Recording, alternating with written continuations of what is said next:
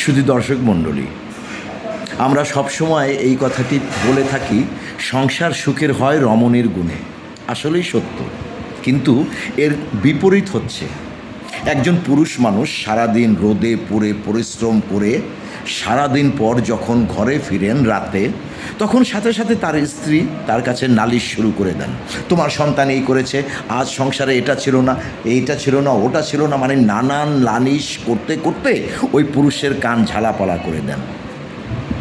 কিন্তু ওই পুরুষটি পরিশ্রম করে ঘরে আসেন এতটুকু শান্তির জন্য। তার স্ত্রী যদি আসার সাথে সাথে তার কানে এসব শোনান, তাহলে সেই পুরুষের মনটা কেমন হবে? তাই সকল ঘরের স্ত্রীকে আমি বলবো, স্বামী আসার সাথে সাথে কোনো নালিশ করবেন না। আগে তাকে ভালোভাবে সেবা করুন, সে খাওয়া দাওয়া করুক, মাথা ঠান্ডা হলে তারপর ধীরে সুস্থে আপনার স্বামীকে সব কথা শোনান।